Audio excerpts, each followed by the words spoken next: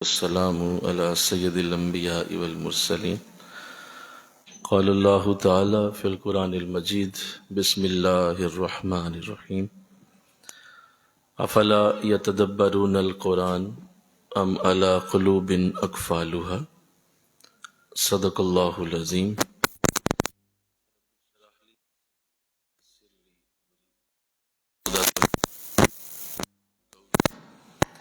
ان اللہ وملائکتہ یصلون علی النبی یا ایہا الذین آمنوا صلوا علیہ وسلموا تسلیما۔ مل کے پڑھیے صلاۃ والسلام علیک یا رسول اللہ وعلی آلک واصحابک یا سیدی یا حبیب اللہ، صلاۃ والسلام علیک یا رحمۃ للعالمین وعلی آلک واصحابک یا سیدی یا خاتم النبیین۔ نہایت ہی معزز و محترم حاضرین و سامعین، الحمدللہ یہ عالم القرآن کورس اور خاص طور پہ جمعہ کی اس مبارک نشست میں درس قرآن کی اور ترجمہ قرآن کی، تفسیر القرآن کی کلاس بھی ہے، اور اس پہ اللہ کا شکر ہے کہ اس نے ہمیں اپنے کلام کو سمجھنے کی توفیق عطا فرمائی۔ آج انشاءاللہ العزیز سورہ فرقان کی گفتگو شروع ہوگی۔ یہ سورہ مبارکہ مکی صورت ہے اور اس میں 77 آیتیں ہیں، 77۔ اس سورہ مبارکہ کی جو خوبصورت ترتیب ہے، اس میں اللہ نے 3 موضوعات کو بیان فرمایا، یعنی یہ سورت 3 موضوعات کے اوپر لکھی گئی ہے۔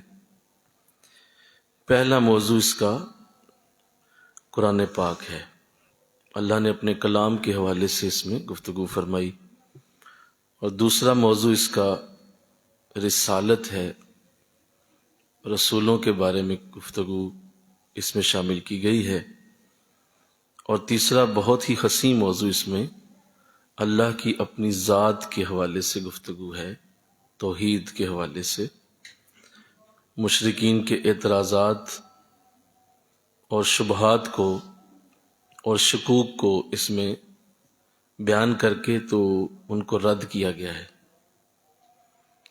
تو یہ 3 بنیادی چیزیں ہیں جو اس صورت کے اندر موجود ہیں۔ ایک، قرآن پاک اپنے بارے میں اس میں گفتگو کرتا ہے، دوسرا اس صورت میں نبیوں کی رسالت کا ذکر ہے، اور تیسرا اس صورت مبارکہ میں اللہ کی اپنی ذات یعنی توحید کے بارے میں بات کی گئی ہے، اور مشرکین کو اس میں کھلا چیلنج دیا گیا ہے۔ دیگر موضوعات بھی ہیں، کچھ اور بھی اس کے اندر گفتگو مختلف انداز سے کی گئی ہے، لیکن بنیادی اور بڑے موضوع یہی 3 ہیں جو سورہ فرقان میں بیان کیے گئے۔ آئیے آج اسے پڑھنے کی سعادت حاصل ہوتی ہے۔ بسم اللہ الرحمن الرحیم۔ تبارک الذی نزل الفرقان علی عبدہ لیکون للعالمین نذیرا الذی لہ ملک السماوات والارض ولم یتخذ ولدا ولم یکن لہ شریک فی الملک وخلق کل شیء فقدرہ تقدیرا واتخذوا من دونہ آلہۃ لا یخلقون شیئا وہم یخلقون ولا یملکون لانفسہم ضرا ولا نفعا ولا یملکون موتا ولا حیاتا ولا نشورا وقال الذین کفروا ان ھذا الا افک افتراہ واعانہ علیہ قوم آخرون فقد جاءوا ظلما وزورا وقالوا اساطیر الاولین اکتتبها فہی تملی علیہ بکرۃ واصیلا قل انزلہ الذی یعلم السر فی السماوات والارض انہ کان غفورا رحیما۔ وقالوا ما لهذا الرسول یاکل الطعام ویمشی فی الاسواق لولا انزل الیہ ملک فیکون معه نذیرا او یلقى الیہ کنز او تکون له جنۃ یاکل منها وقال الظالمون ان تتبعون الا رجلا مسحورا۔ صدق اللہ العظیم۔ پہلی 7 آیات 8 آیات پڑھنے کی سعادت حاصل ہوئی ہے۔ آئیے ان کا ترجمہ سنیے۔ اللہ ارشاد فرماتا ہے، تبارک الذی نزل الفرقان علی عبدہ، بڑی ہی برکت والا ہے وہ جس نے فرقان کو اپنے محبوب بندے پر اتارا تاکہ سارے جہان والوں کو وہ ڈرانے والا بن جائے۔ وہ جس کے لیے حکومت ہے آسمانوں اور زمین کی، اور اس نے کسی کو اپنا بیٹا نہیں بنایا اور نہ ہی اس کا کوئی شریک ہے اس کے ملک میں۔ اس نے پیدا فرمایا ہر چیز کو، اور ہر چیز کو ایک بہترین اندازے کے مطابق مقرر کیا، اور انہوں نے خدائے برحق کو چھوڑ کر ایسے خدا بنا رکھے ہیں جو کسی چیز کو پیدا نہیں کر سکتے، اور وہ خود پیدا کیے گئے ہیں، اور انہیں اپنے آپ کو نقصان سے بچانے کی بھی قدرت نہیں ہے، اور نہ نفع پہنچانے کی، اور نہ کسی کو مارنے کی طاقت رکھتے ہیں، نہ زندہ کرنے کی، اور نہ مرنے کے بعد دوبارہ زندہ کرنے کی۔ اور کفار کہتے ہیں کہ یہ قرآن محض جھوٹی باتیں ہیں جو اس نے خود ہی گھڑ لیا ہے، اور اس معاملے میں ایک اور قوم نے مدد کی ہے، سو یہ کہہ کر انہوں نے بڑا ظلم کیا ہے اور سفید جھوٹ بولا ہے۔ اور کفار یہ کہتے ہیں کہ یہ تو پہلے لوگوں کی کہانیاں ہیں، اس شخص نے انہیں لکھوا لیا ہے، پھر اسے صبح و شام پڑھ کر سناتا ہے۔ آپ فرما دیجئے کہ اس قرآن کو اس خدا نے اتارا ہے جو آسمانوں اور زمین کے سارے رازوں کو جاننے والا ہے، واقعی وہ بہت بخشنے والا، ہمیشہ رحم فرمانے والا ہے۔ اور کافر بولتے ہیں کہ اس رسول کو، یہ کیسا رسول ہے کہ کھانا بھی کھاتا ہے اور بازاروں میں چلتا پھرتا بھی ہے؟ ایسا کیوں نہ ہوا کہ ہماری طرف کوئی فرشتہ اتارا جاتا اور وہ اس کے ساتھ مل کر لوگوں کو ڈراتا؟ ایسا کیوں نہ ہوا کہ اس کی طرف کوئی خزانہ اتارا جاتا، یا کم از کم اس کا ایک باغ ہی ہوتا تاکہ اس کی آمدنی سے وہ کھایا کرتا۔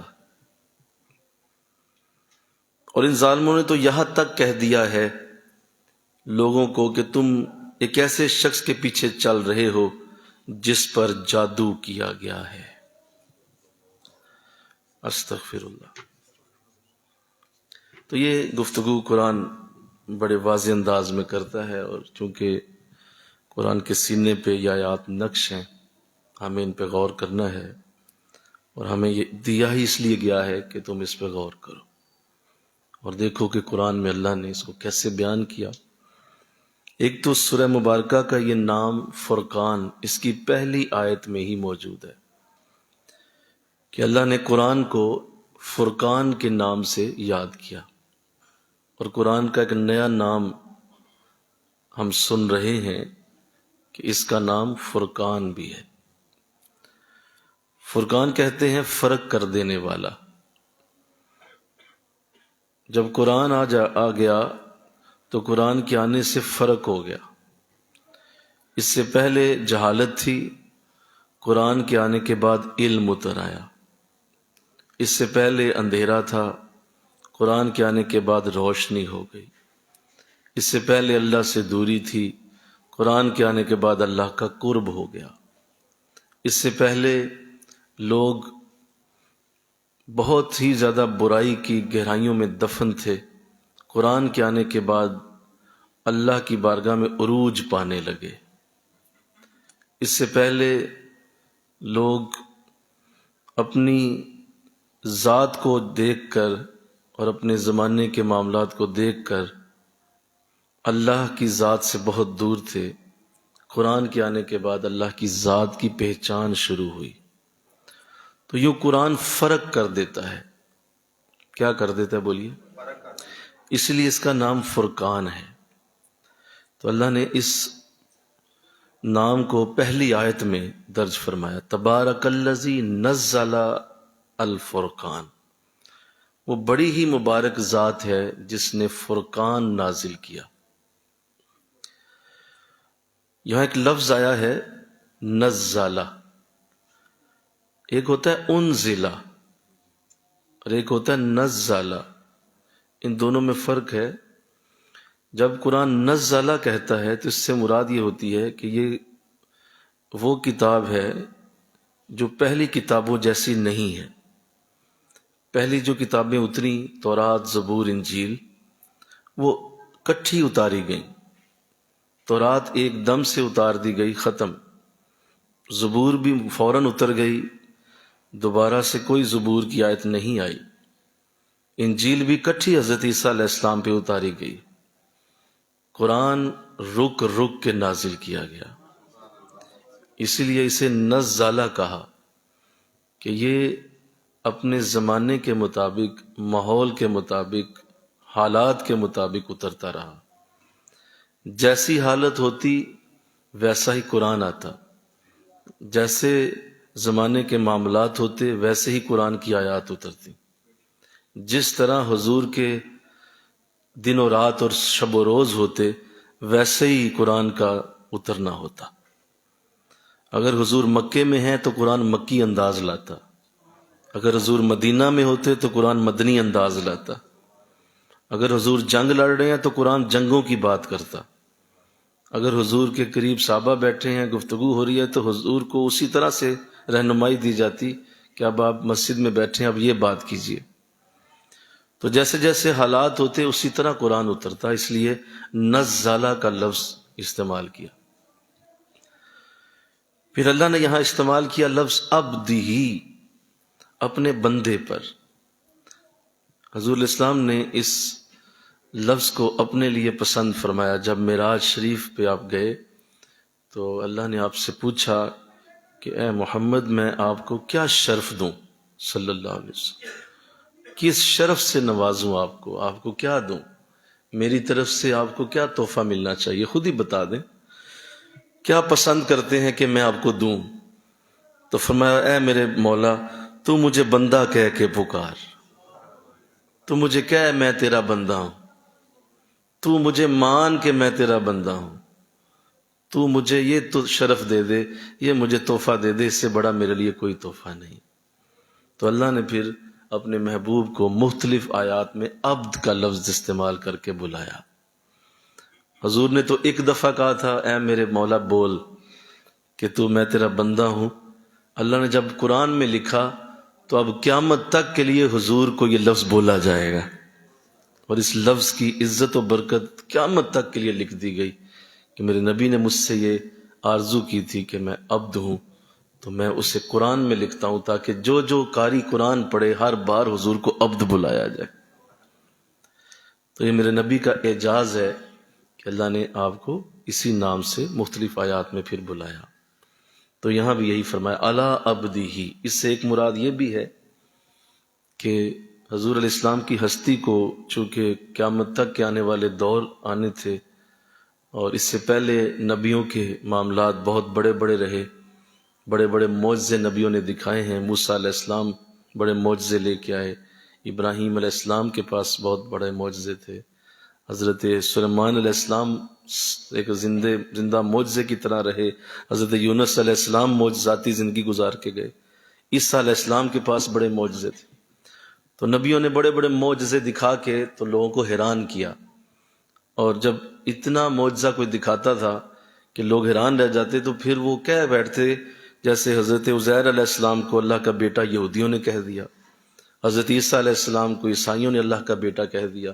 پوچھا گیا کیوں کہتے ہو؟ کہ ہاں سارا کچھ ہی اللہ جیسا ہے، سارا کچھ ہی ویسا ہے، لہٰذا جس کو ہاتھ لگاتے ہیں ٹھیک ہو جاتے ہیں، جس کو جو ہے وہ کوئی جو ہے وہ بیمار ہے اس کو درست کر دیتے ہیں، کوئی اندھا آتا ہے اس کو آنکھیں دے دیتے ہیں، تو یہ تو خدائی طاقتیں ہیں نا، تو یہ اللہ کا بیٹا ہی کر سکتا ہے۔ تو اگر ان نبیوں کے ان معجزوں کو دیکھ کے کوئی اللہ کا بیٹا کہلاتا ہے تو حضور تو سراپا معجزہ بن کے آنے والے تھے۔ آپ کی تو سر کے بال بھی معجزہ ہیں اور پاؤں کا ناخن بھی معجزہ ہے، تو آپ کی تو ہر شے معجزہ بننے والی تھی، تو اللہ کا نبی کیسے یہ برداشت کرتا کہ اس کو لوگ خدا کا بیٹا کہتے؟ لہذا اللہ نے عبد کہہ کے بات ہی ختم کر دی کہ میرے بندو تم بھی یہ یاد رکھو، کسی نے یہ لفظ نہیں کہنا میرے نبی کو، یہ ہم برداشت نہیں کریں گے۔ تم نے عیسیٰ کو کہا ہم چپ رہے، تم نے عزیر کو کہا ہم چپ رہے، تم نے اور نبیوں کو بھی بڑے بڑے نام دیا ہم خاموش رہے، یہاں خاموشی نہیں ہوگی۔ ہم خود بتا رہے ہیں یہ کوئی ہمارا بیٹا نہیں، یہ ہمارا بندہ ہے، عبد ہی ہمارا بندہ ہے یہ۔ تو قیامت تک کے لیے آپ اور میں آج ہم تقریباً 2 ارب سے زیادہ مسلمان ہیں پوری دنیا میں، اور اتنے مسلمان ہیں لیکن کوئی ایک مسلم بھی اپنی زبان سے کبھی یہ جملہ کبھی سنتا ہو یا اس نے کسی سنا ہو کہ حضور اللہ کے بیٹے ہیں؟ سنیے ذرا، کبھی نہیں سنا ہوگا۔ اس کی وجہ قرآن کی یہ آیات ہیں جو قرآن اپنے نبی کے لیے خود ہی بتا رہا ہے، تو اس کے بعد پھر کوئی کسر رہ نہیں جاتی۔ علی عبدہ، میرے بندے کے اوپر ہم نے اس کو اتارا۔ کیوں اتارا؟ لَيَكُونَ لِلْعَالَمِينَ نَذِيرًا، اس کا مقصد یہ ہے کہ جب بھی کوئی قرآن پڑھے تو قرآن کو جب یہ آگے سنائے تو وہ قرآن کے ذریعے لوگوں کو ڈرا دے، لوگوں کے اندر ڈر ڈالے، لوگوں کو بتائے کہ کل کیا ہونے والا ہے، کل تمہارے ساتھ کیا ہوگا، یہ حشر کا دن کیسا ہوگا، کیا معاملات ہوں گے، کس طرح اللہ تمہیں حساب کے لیے کھڑا کرے گا، کیا کیا وہاں پہ تکلیفیں ہوں گی، پریشانیاں دیکھو گے۔ تو ڈرانے کی چیزیں بھی اس میں لکھی گئی ہیں۔ تو اس کے لیے ہم نے نبی تیرے جیسی ہستی کو اس لیے قرآن دیا کہ تو جب انہیں بتائے گا تو پھر یہ تیرے ذریعے میری بات سن لیں گے۔ الذی لہ ملک السماوات والارض، اور جس نے اتارا ہے وہ ہے کہ اس کے پاس حکومت ہے زمین و آسمانوں کی۔ مل کے کہو سبحان اللہ۔ وہ حکومت والا ہے زمین اور آسمان کی۔ یہ آج جو حکومتیں تمہیں نظر آتی ہیں یہ وقتی ہیں، یہ وقتی چند لوگ آتے ہیں اور سمجھتے ہیں کہ ہم پتہ نہیں ہمیشہ رہنے والے ہیں۔ اصل حکومت اللہ کی ہے، زمین اور آسمان کی ساری حکومتیں اسی کے پاس۔ وَلَمْ يَتَّخِذْ وَلَدًا، پھر کہا اور اس نے کسی کو اپنا بیٹا نہیں بنایا۔ مل کے کہو سبحان اللہ۔ کہا مولا ہم مانتے ہیں، کسی کو اپنا بیٹا نہیں بنایا۔ میں اور آپ اگر آج اسے سن رہے ہیں، اسے پڑھ رہے ہیں، تو ہمارے لیے ایک بڑی معمولی سی بات لگتی ہے، لیکن آپ ذرا جائیں امریکہ میں چلے جائیں، آپ انگلینڈ میں چلے جائیں، وہاں یہ بات کر کے دیکھیں، آپ کے گریبان کو لوگ پکڑ لیں گے۔ ہم تو کہتے ہیں عیسیٰ اللہ کے بیٹے ہیں، تم کیوں نہیں مانتے؟ ہم دلیلیں دیتے ہیں، ہم یہ کرتے ہیں، ہم وہ کرتے ہیں۔ میں اور آپ یہاں یہ آیت پڑھ رہے ہیں، ہمیں کچھ بھی نہیں سمجھ آ رہا، ہم کہتے ہیں یہ تو خاص بات ہی نہیں ہے، لیکن یہ ایٹم بم کی طرح پھٹتی ہے ان لوگوں کے اندر جو زندگی بھر اسی عقیدے پہ زندہ رہے کہ عیسیٰ علیہ السلام اللہ کے بیٹے ہیں۔ تو قرآن واضح کر رہا ہے وَلَمْ يَتَّخِذْ وَلَدًا، ہم نے کسی کو اپنا بیٹا بنایا ہی نہیں، کوئی ہمارا بیٹا نہیں۔ وَلَمْ يَكُنْ لَهُ شَرِيكٌ، اور نہ ہی کسی کو ہم نے اپنا کبھی شریک کیا ہے فی الملک، اپنے ملک میں کوئی بھی ہمارے ساتھ شامل نہیں ہے۔ یہ ہم نے خود ہی بنائی ہے کائنات، یہ میرے ہی ہاتھ سے بنی ہے، ہم نے اس کو چلایا ہے، ہم چلائیں گے، چلا رہے ہیں ہمیشہ کے لیے۔ یہ ملک ہمارے پاس، اس میں کسی کی بھی کوئی دخل اندازی نہیں۔ وَخَلَقَ كُلَّ شَيْءٍ فَقَدَّرَهُ تَقْدِيرًا، اور ہم نے ہر چیز کو ایک اندازے کے ساتھ بہترین بنایا۔ مل کے کہو سبحان اللہ۔ جب یہ ایسی آیتیں پڑھیں اللہ کی محبت سے ورفتہ ہو جایا کریں، اپنے اندر ایک جوش پیدا کیا کریں، اللہ سے پیار کا۔ اللہ چاہتا ہے یہ سنیں، میری یہ چیزوں کو سنیں، بار بار سنیں، تاکہ اس سے میرے ساتھ پیار ہو۔ جب ایسا پیار ہو تو سجدے کا مزہ آتا ہے نا، بولو نا۔ آپ جب رکوع کر رہے ہیں تو ایسے کہ آگے کر رہے ہیں جو اتنا بڑا تقدیر بنانے والا اور ہر شے کو اندازے سے بنانے والا کہ اس کی خوبصورتی کی کوئی مثال نہ ہو۔ آپ دیکھیں کہ ریت کے ذرے سے لے کر، سنو، ایک ریت کا ذرہ اٹھاؤ اور ایک پہاڑ کو دیکھو، دونوں میں تمہیں اللہ کی بنائی ہوئی تقدیر نظر آئے گی۔ ریت کے ذرے کو بھی ایک خاص انداز سے بنایا ہوا ہے اور ایک پہاڑ کو بھی ایک خاص انداز سے بنایا ہوا ہے، اور کسی کو مجال نہیں کہ اسے بدل سکے۔ انسان کی تخلیق کے اندر ایسی ایسی خوبصورتیاں ڈالی ہیں، آنکھوں کی بناوٹ دیکھ لو، ناک کی بناوٹ دیکھ لو، کانوں کی بناوٹ دیکھ لو، چہرے کے نقش و نگار دیکھ لو، ہاتھوں کا انداز دیکھ لو، کیسی خوبصورتیوں سے ہر چیز کو اندازے کے ساتھ بنا کے اس کو بنا کے تو اس کو لکھ کے اس کو فائنلائز کر کے بنا کے چھوڑ دیا۔ کبھی ایسے نہیں ہو سکتا کہ مرغی کو آپ کھلاتے جائیں کھلاتے جائیں کھلاتے جائیں اور وہ ہاتھی جتنی بڑی ہو جائے، یہ کبھی نہیں ہوگا۔ وہ اپنے ایک اندازے کے ساتھ بنی ہوئی ہے، وہ وہیں رہے گی، آپ اسے کتنا ہی کھلا لیں وہ اپنے اس جسم سے باہر نہیں جا سکتی۔ آپ کبھی یہ نہیں کر سکیں گے کہ کسی بھی جاندار کو اس کی حیت کو بدل سکیں۔ اللہ نے یہ جو زمین پہ چیزیں بنائیں ان کو کس طرح سے تخلیق کر دیا، آگ، مٹی، ہوا اور پانی، یہ چار چیزیں ایسی ہیں کہ ان کو آپس میں بدلا نہیں جا سکتا۔ آگ پانی میں نہیں بدل سکتی، اللہ نے ایک اندازے سے آگ کو پیدا کیا، پانی نہیں بن سکتی، وہ پانی آگ میں نہیں بدل سکتا، مٹی ہوا نہیں بن سکتی، ہوا مٹی نہیں بن سکتی۔ یہ چاروں ان چینجیبل چیزیں جن کو ایک دوسرے کے اندر آپ ڈال نہیں سکتے گے۔ یہ کیا کمال ہے میرے رب کی تقدیر کا، ہر چیز کو اندازے سے بنایا، خوبصورتیاں دیں، اونچائی نیچائی پیدا کی، بلندیاں اور گہرائیاں پیدا کی، تو کہا کہ وہ ایسا ہے جس نے ہر شے کو اندازے سے تخلیق کیا۔ وَاتَّخَذُوا مِن دُونِهِ آلِهَةً لَا يَخْلُقُونَ شَيْئًا وَلَا يُخْلَقُونَ وَلَا يَمْلِكُونَ لِأَنفُسِهِمْ ضَرًّا وَلَا نَفْعًا وَلَا يَمْلِكُونَ مَوْتًا وَلَا حَيَاةً وَلَا نُشُورًا، اور انہوں نے ایسے خدا بنا لیے جو کسی چیز کو پیدا ہی نہیں کر سکتے اور وہ خود پیدا کیے گئے ہیں، اور اپنے آپ کو نقصان سے بچانے کی یا نفع پہنچانے کی بھی قدرت نہیں رکھتے، اور نہ ہی کسی کو مارنے کی قدرت رکھتے ہیں، نہ زندہ کرنے کی اور نہ مرنے کے بعد دوبارہ زندہ کرنے کی۔ یہ ساری خوبیاں خود خدا کی ہیں، مل کے کہو نا سبحان اللہ۔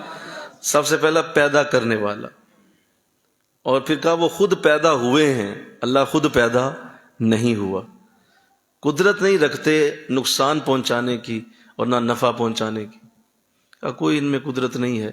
یہ بت پرستوں کا رد ہو رہا ہے جو بتوں کی اور بنائی ہوئی تصویروں کی پوجا میں ہیں اور کسی ایسی شے کی پوجا میں لگ جاتے ہیں جو انسانوں نے خود تخلیق کی ہوئی ہے، خود بنا دی۔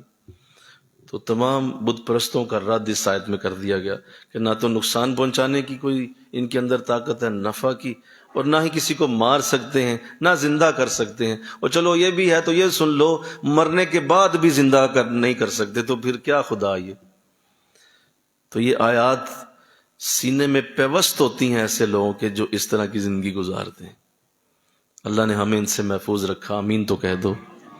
اللہ کا شکر ہے کہ اس نے ہمیں ایسے لوگوں میں نہیں ڈالا، اور ہماری اولادیں اور ہم اس طرح کے نظریات سے محفوظ ہیں۔ ہم ایسی کسی شے کو، میں نے دیکھا ہے کیونکہ بڑے بڑے اسکالرز کے ساتھ بیٹھتے اٹھتے رہتے ہیں، ہندو اسکالرز بھی ہیں جنہوں نے پی ایچ ڈیاں کی ہوئی ہیں، بہت زیادہ پی ایچ ڈیز کر کے بیٹھے ہوئے، اور بڑے بڑے ریسرچ کرنے والے ہندو، تو وہ پڑھے لکھے لوگ ہیں، وہ بھی گھر میں مورتی سے جا کے بیٹھے ہوئے۔ بولیے، مورتیاں گھر میں لگی ہیں، آگے اس کی ایک رسی لگی ہے۔ میں دبئی میں تھا، میں نے وہاں دیکھا ایک ڈاکٹر صاحب تھے، انہوں نے آگے رسی لگائی ہوئی تھی اور رسی کے اوپر گھنٹیاں باندھی ہوئی تھی اور پیچھے مورتی رکھی تھی اپنے کلینک میں۔ تو میں دیکھ کے ہنس پڑا، میں نے کہا جی چلو وہ تو سمجھ آتی ہے، مورتی ہے، تو یہ آگے جو آپ نے یہ لگائی ہوئی ہے ایک رسی، اس کے اوپر چھوٹی چھوٹی گھنٹیاں باندھی، کہ جی اصل میں مندر میں جائیں نا تو وہاں گھنٹیاں بجانی پڑتی ہیں، تو یہ میں نے اپنا مندر ادھر ہی بنا لیا ہوا ہے، اور رسی لگا کے اوپر چھوٹی گھنٹیاں باندھی ٹن ٹن کرتا رہتا ہوں۔ جی آپ ڈاکٹر صاحب ہیں، چھوڑیں اس بات کو، یہ اللہ کا کرم ہے جس کو اللہ عطا کر دے، ورنہ بڑے بڑے پڑھے لکھے مورتیوں کے آگے جھکے، کیا کر سکتے؟ تو کہا کہ یہ ہم نے خود کر دیا کہ تمہیں بتا دیا کہ ایسا کچھ بھی نہیں ہے، ان میں کوئی ایسی اہلیت نہیں۔ وقال الذین کفروا ان ھذا الا افک افتراہ واعانہ علیہ قوم آخرون۔ دھیان رکھیے گا، سنیے۔ اور یہ کہتے ہیں کفار کہ یہ قرآن محض اس نے خود گھڑ لیا ہے۔ استغفر اللہ۔ بار بار قرآن اس پہ بات کرتا ہے، اور بار بار اس پہ ہم یہ آیات پڑھتے ہیں کہ قرآن اپنے بارے میں جب بھی گفتگو کرتا ہے تو کفار کے حوالے سے جب بھی بات آتی ہے تو یہی اسی طرح آتی ہے کہ یہ خود بنایا ہوا ہے، خود گھڑ لیا ہے۔ اس کی وجہ کیا ہے؟ اس کی وجہ یہ ہے کہ قرآن کو یہ ہٹ کیوں کرتے ہیں، اور کیوں قرآن کو آج تک یہ قوم جتنی بھی کفار کی ہے وہ ہٹ کرتی رہتی، آج بھی یہ ایسے ہی کرتے رہتے ہیں بدبخت۔ کبھی قرآن کا کوئی نسخہ پکڑ کے جلا دیں گے، آگ لگائیں گے، کبھی قرآن پہ پاؤں رکھ کے استغفر اللہ تو اس کی تصویر چڑھا دیں گے، کبھی قرآن پہ تھوک مل دیں گے، استغفر اللہ۔ تو اس طرح کی یہ حرکات آج بھی کرتے ہیں، اور یہ قیامت تک کرتے رہیں گے، یہ انداز ان کا ایسے ہی رہے گا۔ اس کی وجہ یہی ہے کہ انہیں کسی اور شے سے تکلیف نہیں، یہ کسی اور شے سے نہ تو تکلیف میں آتے ہیں، نہ انہیں کوئی مسئلہ ہے۔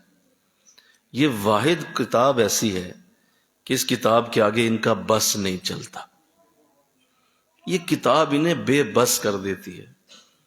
اس پہ یہ 1000 ارب ڈالرز خرچ کر چکے ہیں، کسی طرح اس کو بدل دیا جائے، کسی طرح اس کو دور کر دیا جائے، اس کو ختم کیا جائے، اس کو جلایا جائے، اس کو پوری دنیا سے کسی طرح معدوم کر دیا جائے۔ اور کوئی ایسا رنگ، کوئی ایسی حرکت انہوں نے نہیں چھوڑی جو قرآن کو سے دور کرنے کے لیے لوگوں کو انہوں نے استعمال نہیں کی۔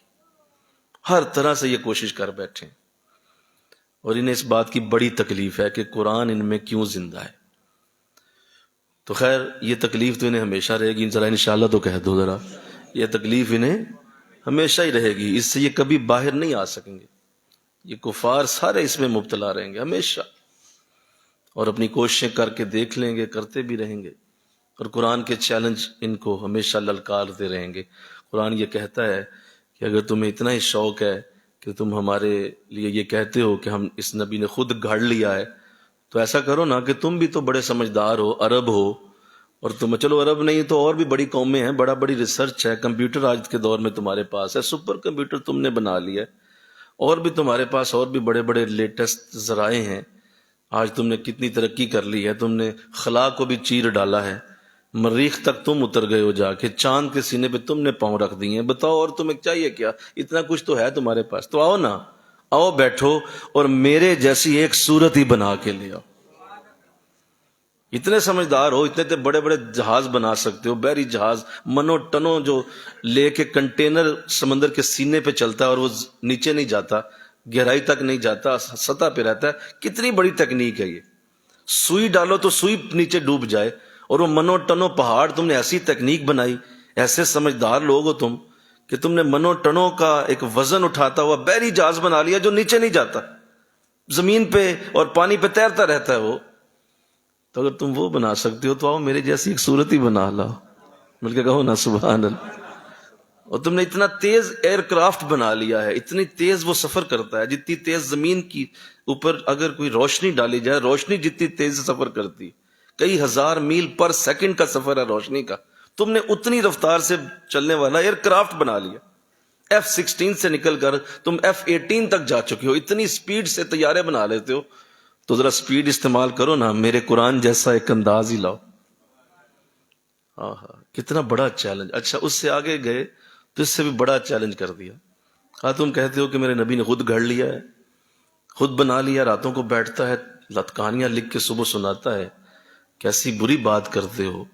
اچھا، اگر تم نے ایسا ہی سمجھ لیا ہے کہ خود بنایا ہے تو چلو صورت تو تم نہیں بنا سکے، ایسا کرو کہ اس جیسی ایک آیت ہی بنا کے لے آؤ۔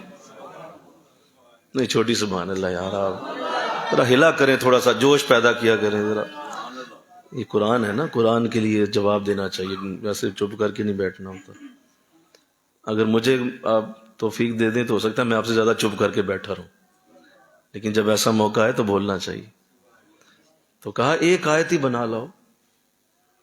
کوئی ایسا بھی اٹھے تم میں سے، کوئی بڑا پڑھنے پڑھا لکھا بڑا سمجھدار مفکر ہو، ایک آیت بنا لائے. 1400 سال ہو گئے اس چیلنج کو، ابھی تک نہیں لا سکے.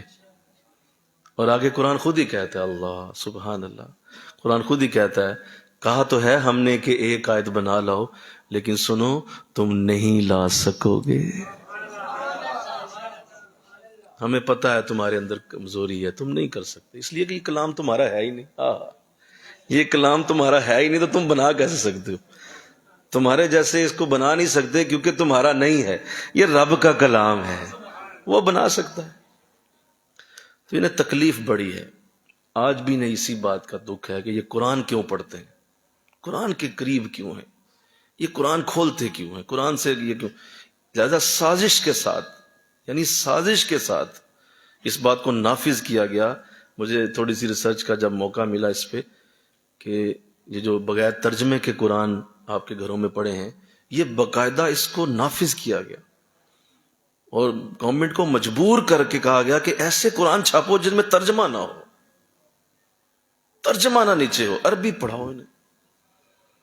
اور آپ دیکھیں آپ کے گھروں میں 99% قرآن بغیر ترجمے کے پڑے ہوئے ہیں، جس کا کوئی وجود نہیں، جس کا کوئی ہمارے لیے پرپز نہیں. ہم عرب نہیں ہیں، بولیے ہم عرب نہیں ہیں، ہم بر صغیر کے رہنے والے لوگ ہیں، ہماری زبان عربی نہیں ہے. ہمیں اردو والا قرآن چاہیے یا پنجابی والا چاہیے یا جو ہم سمجھتے ہیں زبان، نیچے وہ لکھی ہو، اوپر اوریجنل قرآن ہو عربک میں اور نیچے اس کا اردو ورژن جو ہمارے لیے دستیاب ہو وہ لکھا ہو. لیکن ایسا کیا گیا مجبور کر کے، کمپنیز کو مجبور کیا گیا کہ ایسے قرآن چھاپو جس میں ترجمہ نہ ہو نیچے. بھائی یہ تو ہمارے ملک کے لیے ہے ہی نہیں. بھائی دیکھیں نا، آپ جائیں ذرا، چلے میں آپ مثال دیتا ہوں، آپ حرم میں چلے جائیں، حرم جائیں، آپ کعبہ شریف جائیں، مسجد نبوی شریف چلے جائیں، وہاں قرآن اٹھائیں، آپ کو ہر قرآن عربی میں ملے گا. کس میں ملے گا؟ وہاں ایسا کریں، چلے مثال دینے کے لیے سمجھا رہا ہوں، ایسا کریں سارے قرآن اٹھائیں، وہاں سارے قرآن اردو میں رکھ دیں، اردو میں رکھ دیں، وہاں عربی نہ لکھی ہو، بولو کیا لکھا ہو، اردو میں. وہ بیٹھیں گے وہاں رکھنے دیں گے؟ بولیے ذرا، نہیں بولو نا، صحیح بولو. وہ کہیں گے جی یہ کیا کیا آپ نے. اب ہم کہیں جی یہ قرآن ہے، جی یہ قرآن ہی ہے نا، اردو میں لکھا ہوا ہے تو قرآن ہی ہے. لیکن وہ نہیں رکھنے دیں گے، وہ کہیں گے جی ہماری زبان نہیں ہے، یہ ہماری زبان نہیں ہے، اسے کیوں رکھ رہے ہیں آپ یہاں. جب وہ وہاں عرب اسے قبول نہیں کریں گے تو ہم یہاں اسے قبول کیوں کر لیتے ہیں کہ نیچے ترجمہ ہے نہیں اور آپ بغیر ترجمے کے قرآن رکھ کے گھر میں بیٹھے ہوئے اور بغیر ترجمے کے بڑے خوش ہیں آپ کے گھر میں قرآن پڑا ہوا. بھائی نیچے ترجمہ کوئی نہیں ہے اس کا، اس کے الفاظ کیا کہہ رہے ہیں تمہیں پتہ چل رہا ہے. جب وہ عرب حرم میں یہ قبول نہیں کریں گے تو میں اور آپ گھروں میں اسے کیسے قبول کر لیتے ہیں؟ ہمیں یہ غلط فہمی دے دی جاتی ہے، او بھائی ہے تے قرآن ہی نا، یہ ہمیں کہہ دیا، او ہے تے قرآن ہی نا، او بھائی نیچے ترجمہ ہے اس کا تو کیسے ہے؟ آپ اس کا ترجمہ تو نیچے بتائیں نا کیا لکھا ہے اللہ نے. تو کیا عجیب یہ انداز بنا جس سے جو ہے وہ یہ سازش کے ساتھ ایسا کیا گیا اور ہم سارے اس جھانسے میں آ گئے اور آج تک آئے ہوئے ہیں. اور ہمارے گھروں میں بغیر ترجمے کے پڑھ کے لوگوں نے عمریں گزار دی. یہاں بیٹھے کہیں بزرگ پوچھو، انہوں نے کبھی ترجمہ نہیں پڑھا ہوگا قرآن کا، یعنی کبھی بھی نہیں پڑھا ہوگا، کیونکہ عمریں گزر گئیں بغیر ترجمے کے گھروں میں پڑے ہوئے ہیں اور اسی طرح پڑھتے پڑھتے بوڑھے ہو گئے اور کسی نے نہیں بتایا کہ قرآن ترجمے کے ساتھ ہوتا ہے. تو یہ باقاعدہ اس کو نافذ کیا گیا اور ایسا کر کے مسلمان قوم کو بانجھ کر دیا گیا، ان کے ذہن بند کر دیے گئے، ان کے ذہنوں کی سوچیں بند کر دی، ان کو رسول خدا کی پہچان ہی کوئی نہ رہی. بھائی جب قرآن پڑھیں گے تو پتہ چلے گا نا حضور رحمت للعالمین. قرآن پڑھیں گے تو وہاں نظر آئے گا نا کہ حضور کے لیے کیا کہا گیا، والضحیٰ واللیل اذا سجا، وہ کیسے پتہ چلے گا؟ تو اس لیے اس سے بچیں، یہ سازش ہے، کیونکہ انہیں پتہ ہے کہ یہ بس ایک ہی حل ہے، کسی طرح سے انہیں قرآن سے دور کیا جائے، قرآن کے قریب نہ انہیں بٹھایا جائے. اور جان بوجھ کے ایسے پھر علماء کی ایک جو ہے وہ بنائی گئی، جماعت بنائی گئی یہ بھی سنو، ایک باقاعدہ جماعت بنائی گئی جو بالکل اس سے الگ ہو کے گفتگو شروع کرتی ہے. وہ اپنی باتیں کرتی رہتی ہے، کبھی قرآن کی بات ہی نہیں کرتے. وہ تقریر اپنی سنائیں گے، زمین و آسمان کے کلابے ملا دیں گے. لیکن ان سے کہا جائے کہ حضرت قرآن کی کوئی آیت، قرآن کی کوئی سورت، قرآن کا کوئی لفظ، اور چھوڑو یار یہ تو مطلب مولویاں دے کام نے، چھوڑیں اس بات کو. تو یہ بھی پوری سازش کے ساتھ کیا گیا. اللہ مجھے آپ کو توفیق دے دے کہ ہم قرآن کی طرف واپس آئیں. ذرا انشاءاللہ تو کہہ دو، ذرا ہم قرآن کی طرف واپس پلٹیں. اور اللہ نے بار بار ان آیتوں کو اس لیے لکھا کہ اللہ کو پتہ ہے کہ میرے بندوں کو یہ بار بار اس طرح کے الفاظ سننے کو ملیں گے، کہ یہ خود گھڑا ہوا ہے، خود بنایا گیا ہے. وَآنَهُ عَلَيْهِ قَوْمٌ آخَرُونَ. مجھے ابھی پچھلے دنوں ایک بات ہوئی، ہمارے گروپ میں ایک خاتون تھیں، وہ کوئی کسی ملحد کے جسے کہتے ہیں ہتھے چڑھ گئیں. تو اچھا بھلا ماشاءاللہ نماز روزے کی عادی تھیں. مجھے ایک دن سوال بھیجا کہ جی یہ کیسے ثابت ہو سکتا ہے یہ اللہ کا ہی کلام ہے. تو میں حیران ہو گیا. میں نے کہا یہ تم نے کہا، فلاں مجھے علامہ صاحب ملے ہیں، وہ مجھے بتا رہے تھے، کہتے یہ خود ہی بنائے ہوئے ہیں، خود ہی لکھے. آج بھی ایسا ہے، آج بھی. یہ بھی پچھلے دن ہفتہ ڈیڑھ کی پہلے کی بات ہے، میرے ساتھ یہ بات مجھے بتائی گئی کہ اس طرح انہوں نے یہ کہہ دیا ہے. میں نے کہا انہوں نے قرآن پہ شک کا اظہار کیا، وہ تو مسلم بھی نہیں رہی، ختم ہو گیا کام. قرآن پہ شک آ گیا. تو اپنے بچوں کو بچاؤ ان عقیدوں سے، اپنے بچوں کو بچاؤ اس طرح کی ہتھ کنڈوں سے جو آج بھی ملحد لوگ استعمال کرتے ہیں. کہ انہیں پتہ ہے کہ قرآن کے قریب کوئی گیا تو اس ساتھ ہی ہر شے مل جائے گی اسے. ایسا کہتا ہے کہ خود بنایا ہوا ہے اللہ. اور دیکھیے آگے اللہ نے کیا ارشاد فرمایا، فَقَدْ جَاءُوا ظُلْمًا وَزُورًا. انہوں نے بڑا ہی ظلم کیا ہے اور سفید جھوٹ بولا ہے. بہت بڑا جھوٹ، اتنا بڑا جھوٹ بول دیا کہ خود گھڑ لیا قرآن. کیا یہ لکھی جا سکتی ہے خود چیز کہ ایک انسان خود لکھ لے اور اس کو کہے کہ یہ قرآن ہے؟ ایسا نہیں ہم کرنے دیں گے، قیامت تک نہیں کرنے دیں گے کسی کو. یہ جس پہ ہم نے اتارا ہے یہ تو ہمارا سچا رسول ہے جس پہ اوپر اتارا ہوا ہے. اور کوئی شخص کوئی دعویٰ کرے کہ میں قرآن لکھ سکتا ہوں، ایسا ہم نہیں کرنے دیں گے. ارشاد فرمایا وَقَالُوا أَسَاطِيرُ الْأَوَّلِينَ اقْتَتَبَهَا. سنیے فَهِيَ تُمْلَى عَلَيْهِ بُكْرَةً وَأَصِيلًا.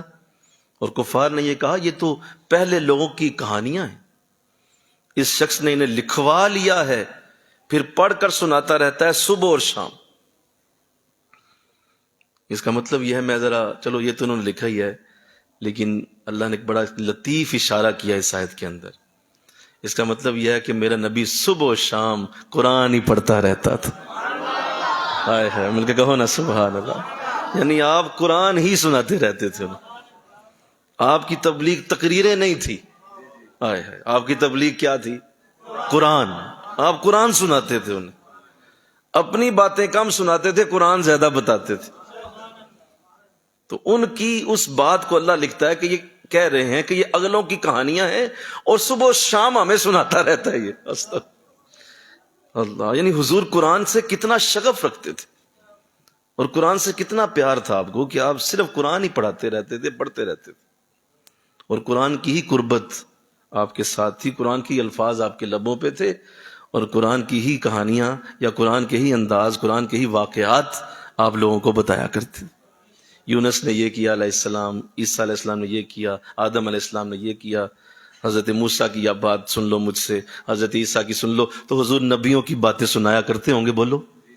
کیونکہ نبیوں کو تو یہ جانتے تھے نا، پچھلے نبیوں کے تو ناموں کو پتا تھا. یہ بڑے پرانے جو ہے وہ القابات بھی سمجھتے تھے، بلکہ ان کے اندر جو پچھلے ماں باپ کی کہانیاں بھی رائج ہوا کرتی تھیں. تو انہیں پتا تھا نبیوں کے نام کیا کیا ہیں. تو حضور نبیوں کے نام لے کے واقعات سنایا کرتے تھے جو قرآن پیش کرتا ہے. تو یہ کہتے تھے کہانیاں سناتے ہیں، مستغفر اللہ.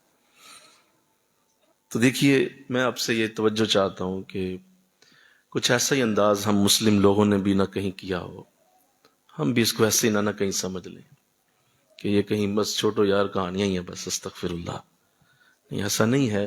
ہر واقعے کے پیچھے ایک بہت بڑی حکمت چھپائی گئی ہے. ہر واقعے کے پیچھے ایک بہت بڑی سمجھنے والی چیز رکھی گئی ہے، تاکہ جو کوئی بھی اس واقعے کو پڑھے تو اس کے ساتھ ہی اس کو سمجھ آئے کہ اللہ قرآن میں کیا چاہتا ہے. لہٰذا ان واقعات کو پیش کرنے کا مقصد ہرگز وقت گزاری نہیں ہے، اس کا مقصد یہ نہیں ہے کہ بچوں کو نیند کے وقت سنانے کی کہانی ہے وہ نہیں، اس کے پیچھے بہت بڑی حکمت چھپائی گئی، تاکہ تمہاری زندگی میں جب وہ وقت آئے تو تم اس کو یاد کر کے کہ میرے رب کا انداز اس وقت کیا ہوتا ہے، جب میرے ساتھ یہ وقت آئے گا تو اس وقت مجھے پتا ہو میرا رب مجھ ساتھ کیا کرنے والا ہے، تو وہی ہوگا۔ جیسے حضرت یوسف علیہ السلام کی ساری وہ خوبصورت ترتیب سے لکھی ہوئی سورہ یوسف کو اگر کوئی پڑھے تو بڑی ترتیب سے جان سکتا ہے کہ اگر اللہ کسی کو کسی سے جدا کرتا ہے تو کل کو بڑی عزتیں بھی عطا کرتا ہے، اور اگر کل کو کسی کو اللہ اس آزمائش میں ڈالے کہ اس کے اپنے اس کا ساتھ چھوڑ جائیں، اس کے بھائی بھی چھوڑ جائیں، اسے ماں باپ بھی دور ہو جائیں، تو اللہ اس بات پہ قادر ہے کہ اس شخص کو کسی ملک کا بادشاہ بھی بنا سکتا ہے۔ اللہ کے نہ باپ رہا نہ بھائی رہے، کوئی ساتھ نہیں چلا، لیکن اللہ اس بات پہ قادر ہے کہ اس کو بڑا کر سکتا ہے۔ ہر شے کے پیچھے ایک حکمت چھپائی گئی، ایک انداز بتایا گیا کہ یہ کہانیاں نہیں ہیں، یہ کوئی سنا کے ایک دوسرے کو سبحان اللہ کہہ کے نکلنے والے نہیں، بھائی سنو ہم کر سکتے ہیں یہ تمہارے ساتھ۔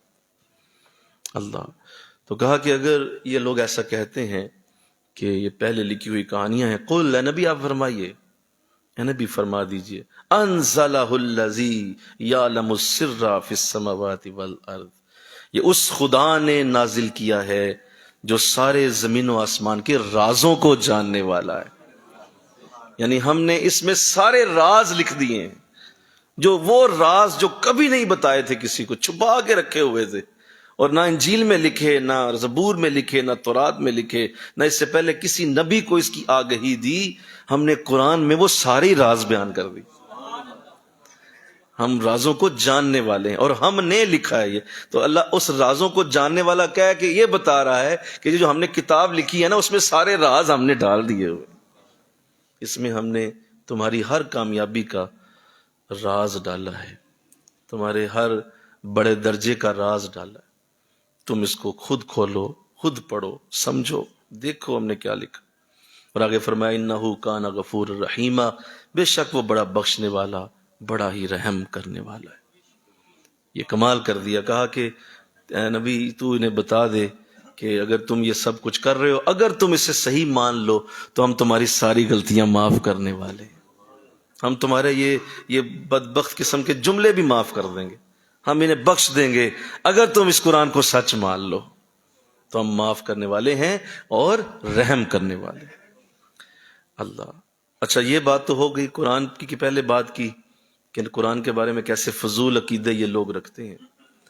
اب اللہ نے موضوع بدلا، اور چونکہ قرآن کے ساتھ جس شخص کو اٹیچ کیا گیا ہے وہ رسول خدا کی ہستی ہے صلی اللہ علیہ وسلم، تو یہ کیسے ہو سکتا تھا کہ یہ دوسری بات، پہلے یہ ہٹ کرتے ہیں قرآن کو اور پھر حضور علیہ السلام کی ذات کریمہ کو کرتے ہیں، کیونکہ قرآن آپ پہ نازل ہوا ہے، تو حضور کی ذات کریمہ کو بھی یہ لوگ ہٹ کرتے ہیں اور بہت زیادہ ہٹ کرتے ہیں، اور مستشرقین نے تو حد کر دی حضور کے اوپر اعتراضات کرنے کی، حالانکہ آپ جیسی ہستی جس کو صادق اور امین اس دور میں کہا گیا جب قرآن اترا ہی نہیں تھا، قرآن تو بعد میں اترا ہے، میرا نبی اس سے پہلے ہی صادق اور امین کہلاتا ہے، اور ایسی سیرت رکھنے والا کہ کوئی مکے میں ایسا شخص نہ تھا جس کے دل میں آپ کی محبت نہ تھی، جس کے دل میں آپ کا پیار نہیں تھا، کوئی شخص نہیں تھا ایسا، سب جانتے تھے ایک شریف الطبع، ایک نیک سیرت، ایک خوش اخلاق انسان اگر کسی نے مکے میں دیکھنا ہے تو وہ حضور کی ذات کریمہ ہی ہوتی تھی،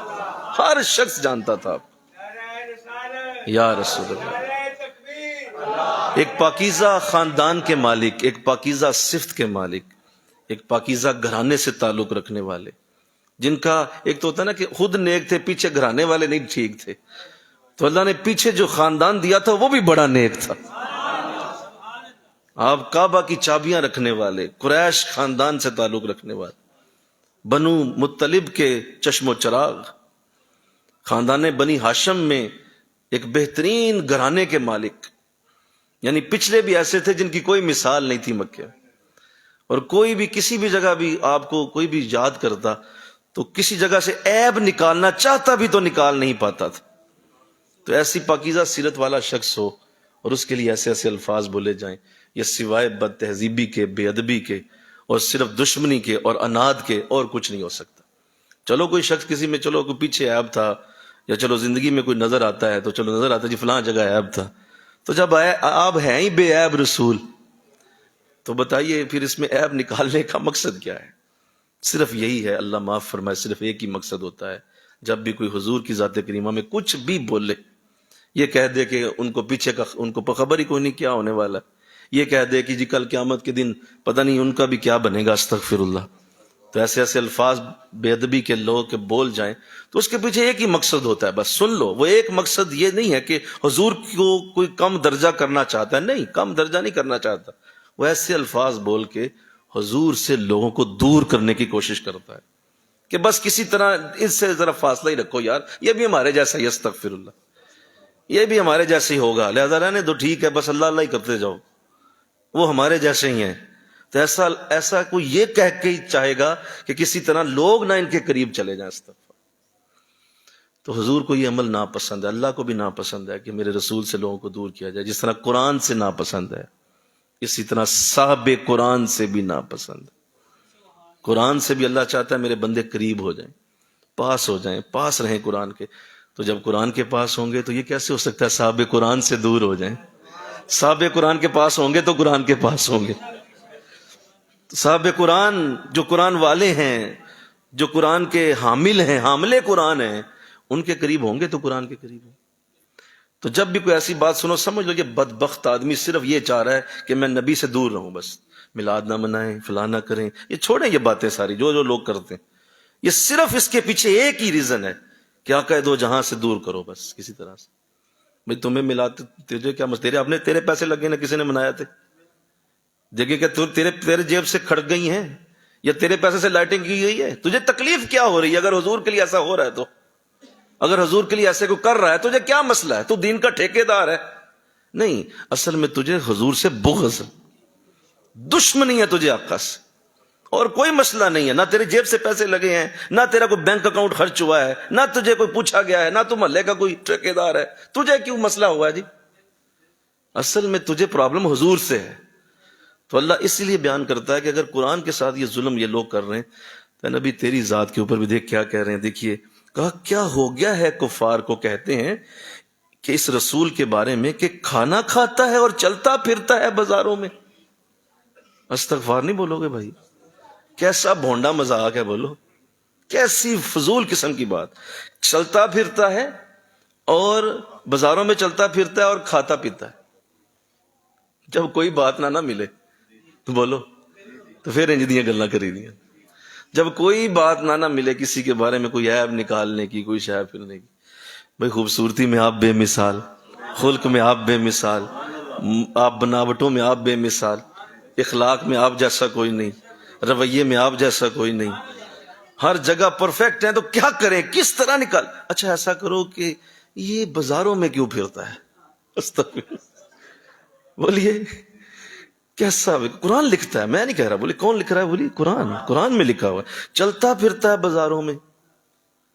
جب آپ سن لیں ایک بات اور بھی بڑی اہم بات، کسی پرسنالٹی کے بارے میں زندگی میں جب کبھی آپ سنیں کہ لوگ اس کی اب ذات کو ہٹ کرنے لگے ہیں، اس کے ذاتی معاملات، اس کے گھر کے معاملات، بیوی بچوں کو ڈسکس کرنے لگے ہیں، اس کی ٹوپی ڈسکس ہو رہی ہے، اس کے کپڑے ڈسکس ہو رہے ہیں، اس کی چیزوں کو اب ڈسکس کر رہے ہیں، سمجھ لیں کہ یہ شخص اتنا سچا ہے کہ باقی جگہوں پہ جگہ ملی کوئی نہیں، اب اس کی ذات کے اوپر لوگ آ گئے۔ یہ اصول ہے، ہمیشہ یاد رکھیے گا، آپ باقی جگہوں سے کامیاب ہو چکے ہیں، اب لوگ آپ کی ذات کے اوپر آ جائیں گے، کیونکہ لوگوں کو کوئی تو وجہ چاہیے، بولو نا بھائی۔ اب رسول بے عیب تھا، اس میں سے بھی نکال لیا کہ چلتا پھرتا ہے بازاروں میں، یا تو بازاروں میں نہ آ جائیں بھائی، بازاروں میں جانا ہوتا ہے۔ تو کیسی بات ہے، اور ہم سب کے لیے یہ کتنا حسین انداز قرآن پیش کر رہا ہے کہ تم نے ایسی سوچ نہیں رکھنی، تمہارے انداز ایسے نہ ہو۔ یہ کیا بات ہوئی کہ رسول کے لیے ایسے انداز، چلتا پھرتا ہے بازاروں میں اور کھاتا پیتا ہے؟ بھائی کھانا ہوتا ہے، پینا بھی ہوتا ہے، میرا بندہ ہے اور بندوں کی ضرورتیں ہیں، اس ضرورتوں کے تحت ہم نے یہ کام اسے دیا ہوا ہے۔ حضور اسلام کو بھی آپ بھی بیمار ہوتے، بخار ہوتا، آپ کو بھی تکلیف ہوتی، جب کوئی زخم آتا آپ کا بھی خون نکلتا، آپ کی بھی جو ہے وہ حالت میں تبدیلی آتی، آپ کو بھی تھکاوٹ ہو جاتی، آپ کو بھی نیند آتی، سارا کچھ ہوتا۔ تو اگر اللہ ایسا کرتا کہ کوئی فرشتہ اتار دیتا تو پھر ایک نیا اعتراض ہوتا دیکھیں ہم تو انسان ہیں، اتارا فرشتہ ہے۔ ایک نیا اعتراض یہ لوگ کر دیتے، تو لہذا اس کو بھی پتا تھا کہ یہ جانتا تھا کہ کل کو میرے فرشتوں پہ بھی اعتراض ہو جانا ہے۔ تو اللہ ایسی سوچ سے محفوظ رکھے، استغفر اللہ، ایسی سوچ جو گندی سوچ ہے، جو گندی ذہنیت کو ظاہر کرتی ہے کہ تم ایسی جگہوں پہ جا کے اٹیک کرو جو کہ جس کی وجہ ہی کوئی نہ بنتی ہو۔ تو اللہ اس سے محفوظ رکھے، ہمیں آقا دو جہاں کی اللہ صفتوں کو ہی دیکھنے کی توفیق عطا فرمائے۔ اور کسی شخص نے کیا خوبصورت جملہ بولا تھا کہ تمہیں نبی بکریوں کے پیچھے بھاگتا ہی نظر آیا ہے؟ بکریاں جب آپ ظاہر چرایا کرتے تھے تو بھاگتے تھے نا بکریوں کے پیچھے، ظاہر گرد اڑتی تھی، آپ کے چہرہ مبارک پہ بھی پڑتی ہوگی، کپڑوں پہ بھی پڑتی ہوگی، آپ کے پاؤں مبارک بھی گرد سے ہٹ جاتے ہوں گے، ظاہر ہے صحرا تھا نا، وہاں پہ کوئی پتھر تو نہیں لگے ہوئے تھے یا کوئی اینٹیں یا ٹائلیں لگی ہوں گی جن پہ بکریاں پھر رہی ہیں، بھئی بکریاں بھاگتی ہوں گی، گرد اڑتی ہوگی۔ دیکھیے جی نبی علیہ السلام گزر رہے تھے اور آپ بھاگ رہے تھے بکریوں کے پیچھے، گرد پڑ بھائی تجھے بکریوں کے پیچھے نظر آیا، تجھے جبریل کے آگے نہیں نظر آیا، عرش معلیٰ کے اوپر؟ جبریل کے آگے بھی تو دیکھو، زندہ آباد۔ یہ تو آپ کی مرضی ہے نا کہ آپ کا ذہن کدھر جاتا ہے، آپ کی سوچ کہاں چلی جاتی ہے۔ حضور معراج پہ عرش معلیٰ پہ تمہیں نظر نہیں آ رہے؟ وہ وہاں جبریل پیچھے رہ جاتا ہے اور وہ کہتا ہے حضور مجھے ساتھ جانے کی، یہاں سے آگے آپ کے ساتھ جانے کی اب میرے اندر ہمت نہیں ہے، آپ آگے جائیں۔ فرمایا جبریل تم نہیں جاؤ گے تو میں کیسے جاؤں گا؟ فرمایا کہ آپ جا سکتے ہیں، آپ محبوب خدا ہیں، میں تو نوکر ہوں، صرف آپ اللہ کے محبوب ہیں۔ تو وہاں جو ہے وہاں دیکھو نا کہ کتنی بلندی پہ گئے ہوئے ہیں آپ، تو ادھر دیکھو چلتا پھرتا ہے بازاروں میں، سوچ کہاں ہے تمہاری؟ اور کس طرح کی گھٹیا قسم کی سوچ رکھ کے بیٹھے ہوئے بازاروں میں چلتا پھرتا ہے اور کھاتا پیتا ہے، تو ایسے انداز تو نہ ہو۔ آگے فرمایا دیکھیے لولا انزل الیہ الملک فیکون معہ نذیرا۔ ایک اور اعتراض ٹھوک دیا کہ اچھا چلو رسول تو ہیں، تو کوئی فرشتہ ان کے ساتھ کیوں نہیں لگایا کہ وہ فرشتہ ان کے کام کرتا، انہیں چیزیں لا دیتا، یہ گھر بیٹھے رہتے فرشتے کام کرتے؟ تو یہ بھی فضول قسم کا اعتراض کر دیا کہ ساتھ کوئی نوکر فرشتہ ہونا چاہیے تھا، جو نبی جو ہوئے تو نبی ہیں تو ساتھ ساتھ فرشتہ کام کرتا، تو ایسی سوچ دی۔ آگے فرمایا او یلقا الیہ کنز، یا کوئی ایسا ہوتا کہ ان کے پاس خزانہ ہوتا، بہت بڑے خزانوں کے مالک ہوتے، او تکون لہ جنہ یاکلوا منہا، یا ایک بڑی ان کے اندر ایک بات ہوتی تھی مکے میں، ایک بڑی بات ہوتی تھی، کسی شخص کا اگر کوئی باغ ہوتا نا کھجوروں کا باغ، تو یہ اس کو بڑا کروڑ پتی سمجھتے تھے، کہتے تھے یہ ارب پتی آدمی جس کا کھجوروں کا باغ ہو، اور وہ گھر بیٹھتا ہے، اس کی بیویاں ہیں 10-15 بیویاں ہیں، اور ادھر سے کھانا اور روٹی پانی، وہ باغ سے کھجوریں بک رہی ہیں، وہ گھر بیٹھا ہوا ہے اور اس کا آمدنی وہاں سے آ رہی ہے، یہ اس کو بڑا اعلیٰ سمجھتے تھے۔ قرآن نے وہی لکھا او تکون لہ جنۃ یاکل منہا، یا اس کا کوئی باغ ہوتا اور اس میں سے اسے آمدنی آتی رہتی۔ ایسا کیوں نہیں ہوا؟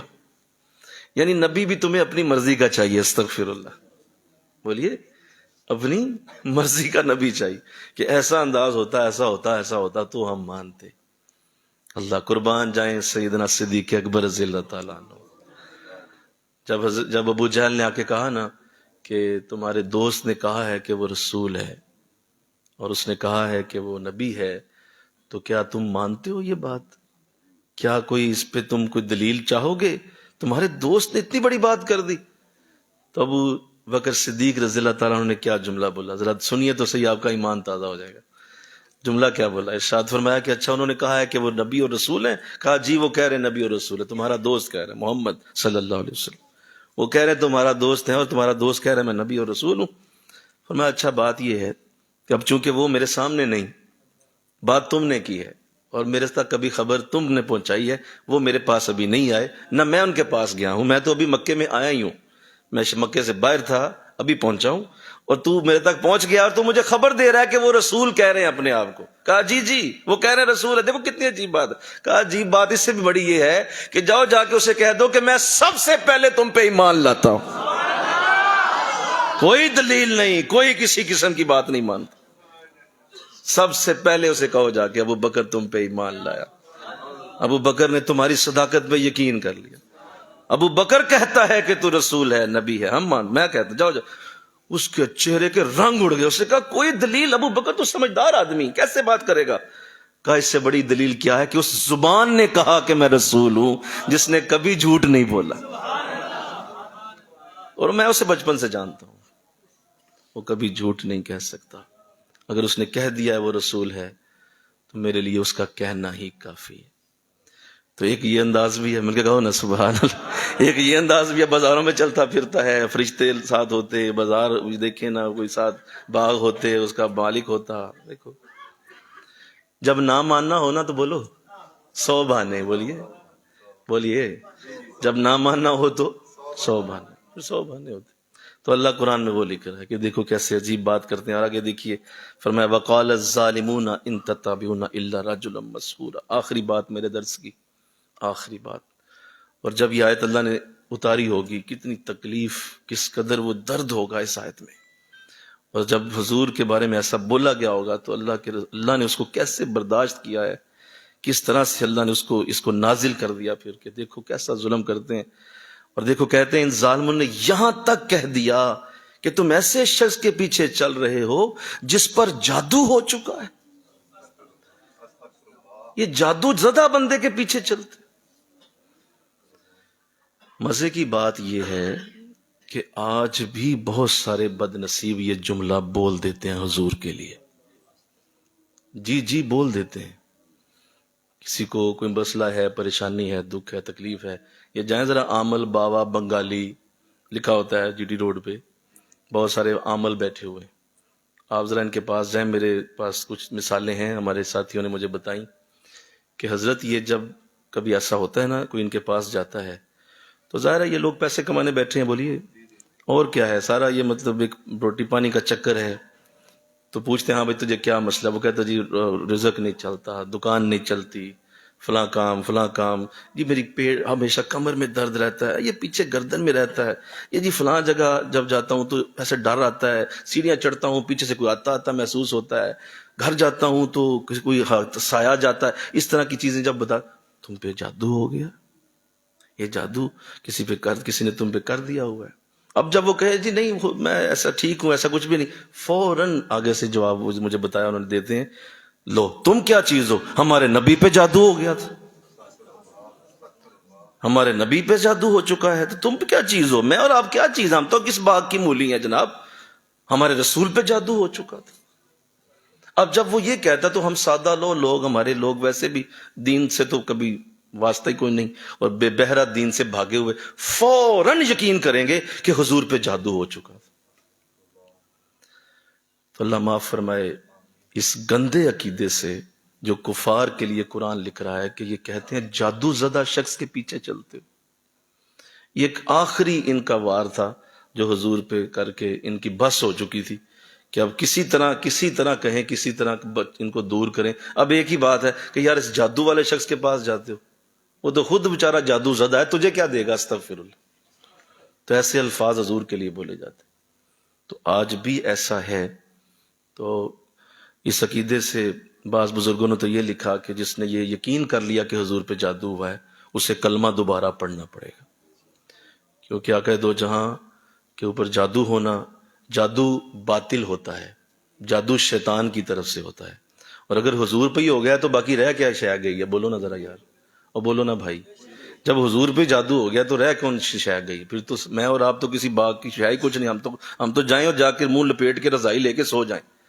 ہم کیا کر رہے ہیں دنیا میں؟ اگر حضور پہ جادو ہو گیا اتنے کامل شخص کے اوپر، اور جس شخص کو اللہ نے قرآن میں یوں لکھا ان اللہ و ملائکتہ یصلون علی النبی، بے شک اللہ اور اس کے فرشتے ہر وقت نبی پہ درود بھیجتے رہتے ہیں. بھئی جس کو ہر وقت درود کی بوچھاڑ میں اللہ نے رکھا ہوا ہے اس پہ درود ہو سکتا ہے، اس پہ جادو ہو سکتا ہے؟ ہر وقت بوچھاڑ ہے آپ پہ درود کی. آپ کبھی یہ جو لفظ ہے نا، جو لفظ ہے قرآن میں کہ یصلون کہتے ہیں ایک لمحے کے لیے بھی درود نہیں رکا کبھی آپ پہ، ایک لمحہ کے لیے بھی درود آپ پہ رکا نہیں کبھی. اگر پوری کائنات میں سے کوئی بھی آپ پہ درود پڑھنے والا نہ بھی ہو، خود خدا ہی کافی ہے جو ہر وقت آپ پہ درود بھیج رہا ہے. تو بتاؤ درود جس کے اوپر ہر وقت نور اتر رہا ہے اس کے اوپر کیا کوئی ایسی بات آئے گی جو قرآن کے اس حامل کے اوپر اتر ہے؟ ایسا کیسے ہو؟ اور حضور جو جادو زدہ ہو گئے تو قرآن بھی مشکوک ہو گیا. استغفر اللہ بولیے. قرآن مشکوک ہو گیا نا کہ جادو زدہ شخص پہ کیسے کتاب اتر سکتی؟ اور پھر قرآن مشکوک ہوا تو نماز بھی مشکوک ہوئی، بولیے، کیونکہ نماز کا حکم قرآن میں ہے. اور اگر قرآن مشکوک ہوا تو حج بھی مشکوک ہو گیا، بول دیجئے. اگر قرآن مشکوک ہوا تو زکوٰۃ بھی مشکوک ہو گئی. قرآن مشکوک ہوا تو آپ دنیا کی کوئی بھی عبادت اٹھائیں جو قرآن نے دی ہے وہ سب مشکوک ہو گئی. تو رہ کیا گیا باقی؟ تو اتنا برا عقیدہ، اتنی بری بات کہ آپ نبی علیہ السلام پہ ایسی بات کریں کہ آپ پہ جادو ہو سکتا ہے. یہ یاد رکھیں کہ جس طرح آپ پہ قتل کرنے کی، آپ پہ تلوار چلانے کی اور آپ کو زہر دینے کی سازش کی گئی، اسی طرح ایک یہ بھی کوشش تھی کہ آپ پہ جادو کرنے کی کوشش کی گئی. جس طرح جادو کرنے والے کرتے ہیں، کوئی نہ کوئی کوشش کر دی گئی تو آپ پہ بھی کی گئی، کیونکہ انہوں نے تو ایڑی چوٹی کا زور لگایا تھا نا. کوئی انہوں نے کام چھوڑا نہیں تھا. حضور کو ختم کرنے کے لیے، شہید کرنے کے لیے کوئی کام نہیں چھوڑا گیا، ہر حربہ استعمال کیا گیا. یہ بھی استعمال ہوا کہ آپ پہ جادو کرنے کی کوشش کی گئی، اللہ نے فوراً سورہ فلق اور سورہ ناس اتار دی. بس فرمایا سے ذرا پڑھ دیجئے، بس ختم. اسے پڑھیے، وہ سارا ختم کر دیں گے ہم جو بھی وہ بول رہے ہیں. تم دیکھو اس پوری 2 صورتوں میں جادو کا رد ہے. یہ دونوں صورتیں اتاری اس لیے گئی ہیں تاکہ حضور کے ذریعے حضور کی امت کو جادو سے بچا لیا جائے. حضور پہ تو نہیں ہو سکتا تھا، بولو نا سارے. میرے اور آپ کے لیے سورہ فلق اور ناس اتار دی کہ اسے پڑھو اور اس سے نکل جاؤ. کبھی بھی کوئی ایسا کرے گا بھی تو یہ سورہ فلق اور ناس پڑھ دو، ختم. ہر چیز اللہ دور کر دے گا. تو کتنی پیاری بات ہے، ذرا مل کے کہو نا سبحان اللہ، کہ اللہ نے اپنے نبی کو تو دینا ہی تھا، ہمیں بھی مفت میں یہ چیزیں مل گئیں. اور قل اعوذ برب الفلق اور قل اعوذ برب الناس کی خوبصورت کلمات انہی چیز کے لیے اتارے گئے. پھر آقا علیہ السلام نے خود دعائیں بھی فرمائی ہیں جو آپ نے ان چیزوں کے لیے دی ہیں.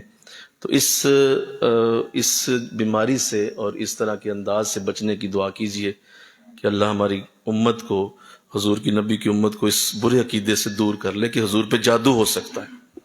یہ بہت بڑی بیماری. اور یہ جتنے بھی آپ دیکھیں، ذرا تھوڑا سا جائیں، ذرا بیکورڈ ایریاز میں جائیں جہاں نماز روزے کے لوگ اتنے عادی نہیں ہیں، دین سے دور ہیں، وہاں تو یہ باتیں عام ہیں.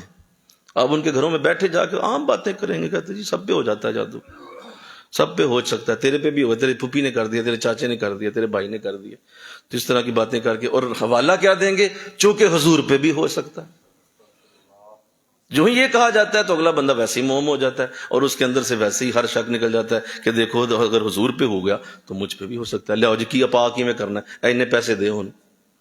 وہ ساتھ پھر رگڑ جاتا ہے اس کو کہ جتنے پیسے چاہتا ہے وہ لے جاتا ہے، کیونکہ حضور کو استعمال کرتا ہے. واستغفر اللہ، کہ دیکھو نبی پہ ہو گیا تو تجھ پہ بھی ہو گیا، لے پیسے دے. لوگ دے دیتے. تو اس عقیدے سے محفوظ رہا جائے.